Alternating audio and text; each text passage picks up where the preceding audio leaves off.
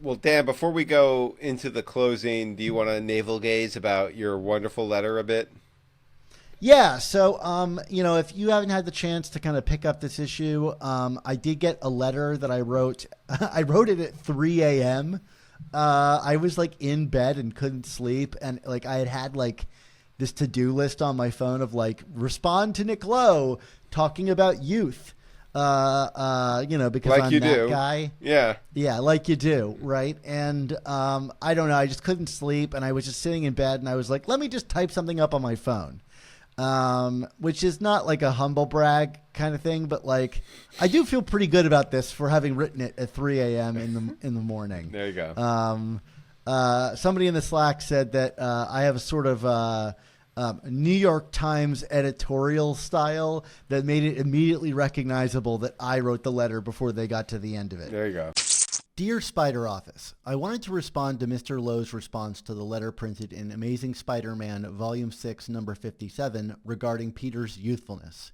Firstly, I think that there is obviously no definitive opinion on how something like Peter's characterization, development, and aging should be handled in Marvel Comics. Marvel has done a fairly strong job, of recent, offering a multitude of titles exploring different versions of the Peter Parker character and his world of heroes and villains. Enough that keeping up with the titles can sometimes feel like a Sisyphean task. I can only imagine what it must feel like to oversee the publishing of these titles. I think Mr. Lowe's opinion that youth is a core facet of Spider-Man and Peter Parker stories within the Amazing Spider-Man title is a defendable one, and certainly well-reasoned, even if I personally disagree. However, I think in execution, the result has ended up with something a bit distorted from the intent of maintaining a feeling or accessibility that is perceived about the character. In classic Archie comics, the characters maintain a sort of preserved in amber quality to them that readers find reliable and comforting. It would feel odd if, say, Betty showed up one day pregnant and Veronica decided to move to Saskatchewan to pursue becoming a Mountie. It would not only disrupt the formula, but it would get you asking questions about Archie himself, especially if the title insisted on continuing to write him as it always had. Is Archie a fundamentally flawed guy who can't move on from these two women while their lives continue to develop and get richer and more complicated? Mr. Lowe acknowledges that Amazing Spider-Man has room to deviate from its established norm, and I agree that those are often really exciting periods. But the reversion to the norm without truly allowing Peters to advance feels a bit like the scenario I described above. Betty has a kid, Harry is dead, MJ is in a new serious relationship, Liz runs a Fortune 500 company, Aunt May has taken on a husband, and he died, etc. The world around Peter continues to move on, and yet he seems to stay so stuck in this backward-looking idealization of himself that even in the fiction, the employees of the Bugle have started to ignore him. I even begin asking questions like, why is Peter only hanging out with his high school and college friends? Isn't that weird? He's in his late 20s. What I feel is that the book, in preserving Peter's youth, has inadvertently made that inability to grow and change a characteristic of Peter, one that never existed before. His world continues to change, but why can't Peter change too? I ask. Is there something fundamentally flawed about him? Instead of being a book about youth, to me, Amazing Spider-Man has become a book about arrested development. And meanwhile, the perfect representation of youth and the original feeling of what Amazing Spider-Man presented exists in Miles Morales, enough that the games and movies have acknowledged this and moved on from Peter, allowing him to take on a different role. Spider-Man, the icon, has evolved from the everyman to the anyone and become richer and more inclusive for it. And weirdly, it has left the comics version of the character in Amazing Spider-Man feeling like the most conservative interpretation of all, in the exact place where I hope to find the most experimentation and drive to push the character to new places. I still love Amazing Spider-Man, but I will admit it feels like a different book than the one that existed even before my birth. That could be a sort of retro nostalgia talking, but I don't think so. I don't think the answer lies in any specific marital pairing for Peter or status quo I wish still existed from my youth, but the feeling that Peter will be allowed to break this cycle and explore new facets of responsibility as time, slowly, marches on. I believe the answer is already on the page, with the ethos of Spider-Verse already laying out the path. I just wish Amazing Spider-Man was bold enough to acknowledge all the hard work that it has already done, and to naturally follow that path wherever it takes us, hopefully to places I could never imagine. A fan forever, Dapper Dan Gavosden, Baltimore, Maryland. I do like that you call everyone Mister. I'm just like, you don't have to do that, Dan. I'm sure nobody in any facet of their lives calls them Mr. Lowe or Mr. Wells or anything like that. But whatever, keep Yes, going. it's true. Although I have seen other letter writers do it, and I was like, whatever. I'm going to write this in as like professionally as I can because I don't want it to be dismissed, right? Like I wanted to make my point and have it not be dismissed out of hand because I thought I had a good point on it. But I wanted to respond because like a bunch of people have been writing in over the past several months, kind of like complaining about like the book, and Lowe has been, I think, nice enough to print those letters as a way to kind of like engage with the community to say it's not falling on deaf ears, right? But every one of the letters that were being written in, I was like, I don't think this is well articulated, and I think this person is clearly expressing a bias for the spider marriage and using whatever thing they can to get back to that central point. And as someone who likes the marriage between Peter and MJ, but is not hung up on it and has other bigger problems, I think, that the spider marriage is just one facet of, I felt like I could write in and clarify my opinion in a way that like at least would make me feel satisfied. And I don't want to knock anybody else, but like this was the fullest articulation of my point, which is to say that like, I think it's totally fine for people to think that youth is a core facet of the Spider-Man character. I disagree, but I disagree even more with how it's been handled, which is to say like that they have, made the title not about youth, but more about arrested development by freezing Peter's development in the book. And I think the arrested development is obviously intentional. Like Lowe has said it and Brevoort has said it. And I think that's fine. Like, I think if every time you picked up a book, like it eventually was a familiar thing, like an Archie comic where we could just open it up at any time and it would always be evergreen. That would be fine if that was the direction they chose to take it and stuck with it. But I think they're trying to have their cake and eat it too. And they've not just made it a feature of the comic that it's about that Peter has arrested development, but they've also made it a bug, and that the book is not just Peter being arrested development. Now it's about arrested development because everybody else is changing except for Peter. And so like that, instead of youth, it's now about arrested development. And I kind of lamented that like, why can't they embrace Miles Morales and the Spider-Verse and everything that the movies and the games are doing, where they're moving past Peter, allowing him to move into another facet of life and let Miles be the thing about youth. And that I think like it's not just me being nostalgic for another era. It's like reading the book and suddenly having questions about the character. And Mark, you and I have expressed this in many ways. And I think Nick wrote back, and first of all, he didn't have to print my letter. It was a very long letter, longer than what Zeb had to say upon leaving the book, but I felt like it was a full articulation of what I wanted to get across. And Nick, in the limited space he had, wrote me back. Thanks for writing in again, Dan. Always good to hear from you. Working in serial fiction can definitely feel Sisyphean. I just like how that rolls off the tongue more than Sisyphean. But only if Sisyphus kept looking at the boulder and saying, "Holy crap, I love this part of the boulder," and looking for the other people around to be like, "Everybody, did you see this?"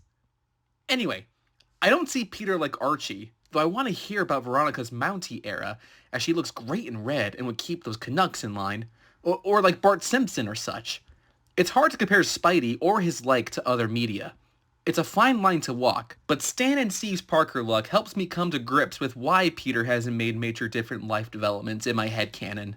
A lot of people were quick to bring up how Steve Ditko pushed for Peter to graduate from high school and go to college, which I also read in ASM number 31. But neither Steve nor Stan could have known how long their brilliant character would be around and fascinating people. If my forebears had kept that pace, Peter would probably be in his 70s or 80s or long dead. Which isn't what you're arguing for, Dan. Your logic makes some sense, but I don't quite agree that Peter's life is just developing super slowly in our eyes. When we're at our best, ASM is the further exploration of what it is to be a human through the lens of Peter Parker and Spider-Man, keying into the humanity in all of us. Like you said, it's these other books, your Ultimate Spider-Man, Spider-Man Reign, Spider-Girl, etc., that deal with the mid to late parts of our life through Peter's lens, as well as expanding it out with Mayday and Bailey, and on and on and on. And I'm glad you're finding your distinctions with Miles. So are we. Anyway, thanks for writing and thinking and sharing, Dan. If I really was reading it uncharitably, I would say it was like pettifogging around responding to my point. And I still don't know that he necessarily got my point or addressed it, but I did think he responded like kind of to say like he sees his job as kind of like, doing fun stuff with the book and trying to share it with people, and that he considers the Parker luck the reason that Peter can't really develop rather than any inherent character flaw in Peter. And I vehemently disagree with that. But I respect that he has the opinion that he has. Mark, I've spoken a lot.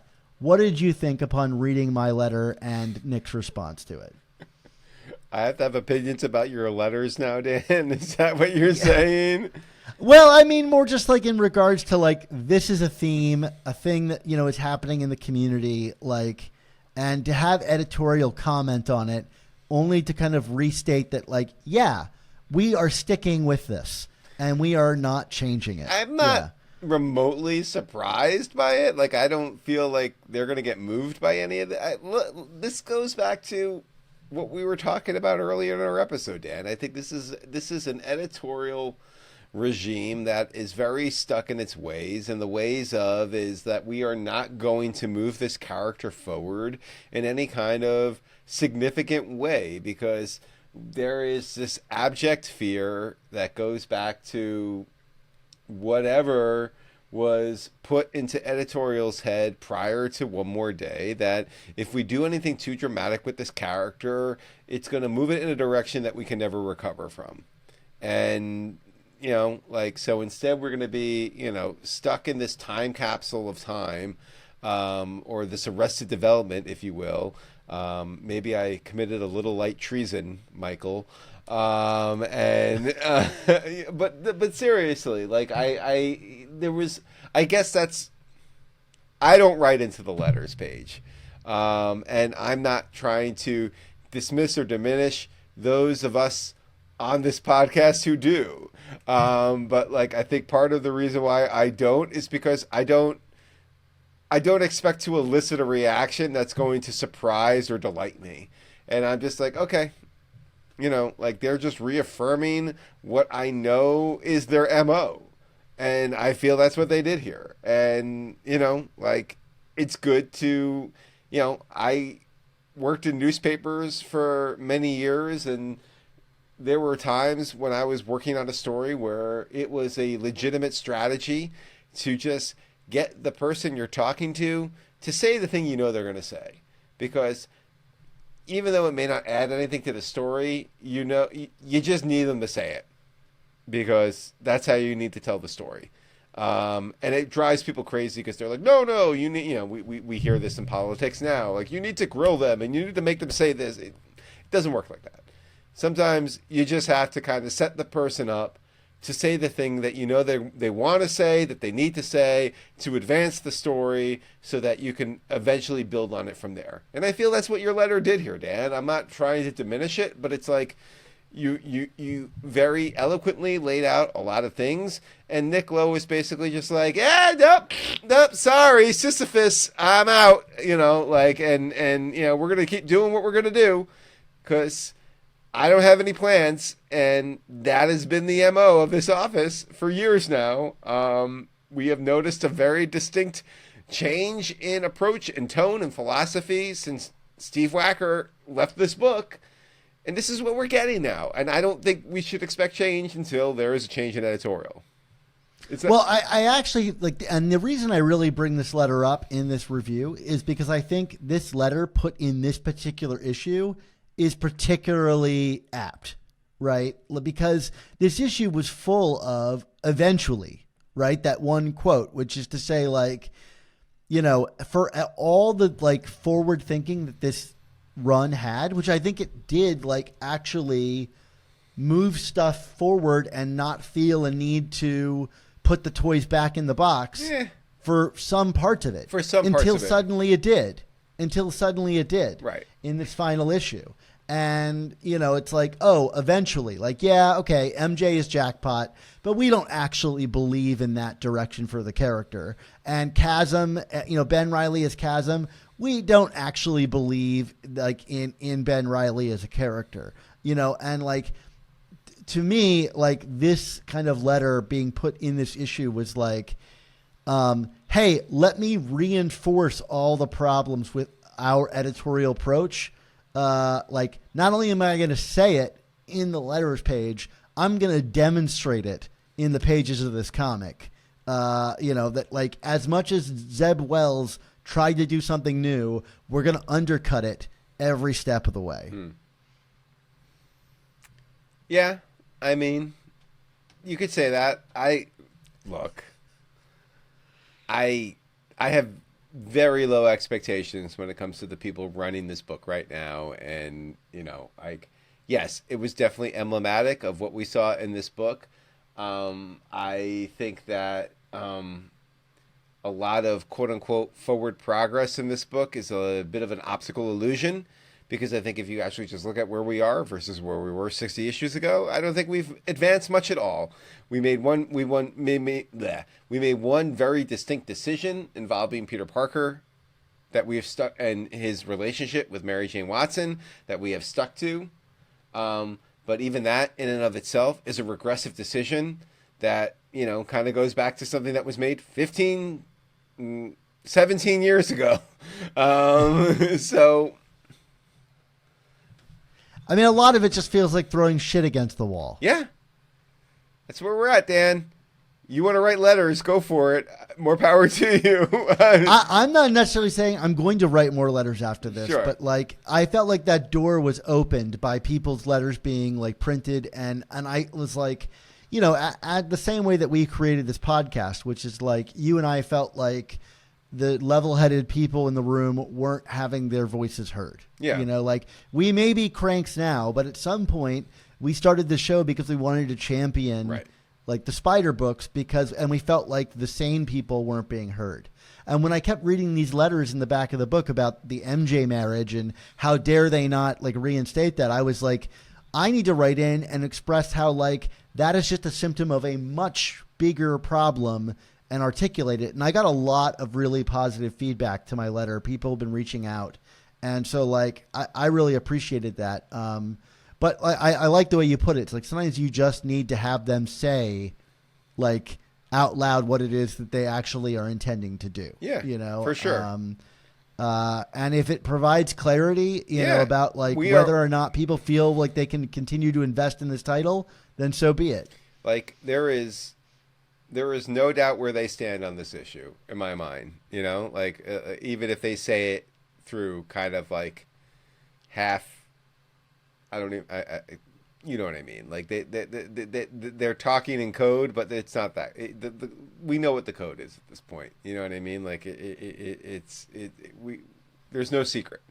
And I feel like it's all out there. One of the things, like in regards to Nick Lowe's response, and attributing it to our podcast, is like he talks like I mentioned, like reading all the Spider-Man titles feels Sisyphean at times, just because there's so many to read and keep up with. Like you could dedicate your entire hobby life to this one thing, is reading Spider-Man comics, and that they're printing. And Nick Lowe responded to that by saying like, he feels like his job is like Sisyphus pushing the boulder up the hill, but stopping to say, look how cool this part of the boulder is. Right. And I feel like you and I have kind of been playing that role on the podcast, which is to say, this line is a mess, but like in taking it issue by issue, we can find things that we like about it, and that's what keeps me reading. Is I still feel like I get more joy out of these comics than I don't, because there's moments where I'm like, this is cool, but like it's been a long time since I felt like the whole boulder was cool. Yeah. Oh, for sure.